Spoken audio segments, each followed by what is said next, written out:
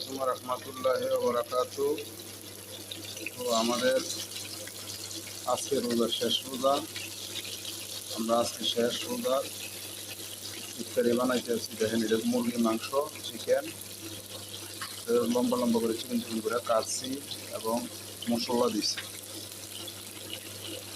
দিছি দিয়া এটা এখন বাজি করতে আছে। এটা সালাদ হইবে, চিকেনের সালাদ। ঠিক আছে, এইটা সুন্দর করে বাজি করবো। সালাদ যখন খাস পাতা শসা টমেটো দিয়ে মিক্স করে দিব, তখন মানে এটা যখন গ্যাসে গ্যাসে কামড় দিবেন, মনে করবেন যে কী জানি খেতে আছে, সেরকম স্বাদ দেবে। যাই হোক, এটা হলো চিকেন। তো আশা করি সালাদের তো আর নমুনার কোনো আইটেমের অভাব নাই, শাকেরও কোনো আইটেমের অভাব নাই। পৃথিবীতে যত রকমের মানুষ আছে তত রকমের শাক আছে। পৃথিবীতে 200 দেশটা আছে, 200 দেশের 200 রকমের শাকের নিয়মে আলিত।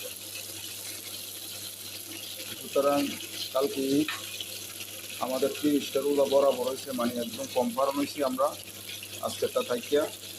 30টা রোজা কালকে আল্লাহ রহমতুল্লি সবারই আমার ঈদের শুভেচ্ছা এবং ঈদ মোবারক।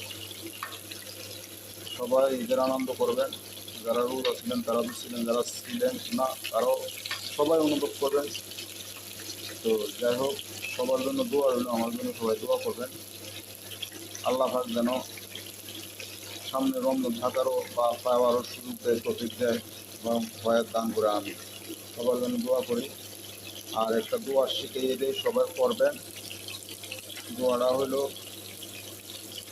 রাব্বিক ফিরলি ওলি ওলি দাইয়া ওলিল মুমিনিনা ইয়াউমা ইয়াকুমুল হিসাব। এই দোয়াটা যে পড়বেন তার মা বাবার আমল নামায় সমস্ত মুসলমান পরিমাণ যে সব লেখা হয় তা লিখে দিব আল্লাহ রাব্বুল আলামিন।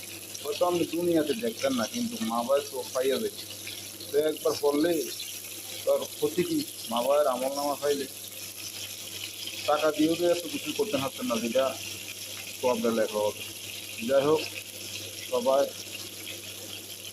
গরিব দুঃখীদের পাশে দাঁড়াইবেন, সমস্ত মানুষের পাশে দাঁড়াইবেন। ভালো থাকবেন, সুস্থ থাকবেন, না খায় দান করবো করুক সবাইকে আমি দোয়া করি, আমার জন্য দোয়া করবেন। তো সবাই ভালো থাকেন। এই দেখেন চিকেন, এগুলো হলো মুরগির মাংস।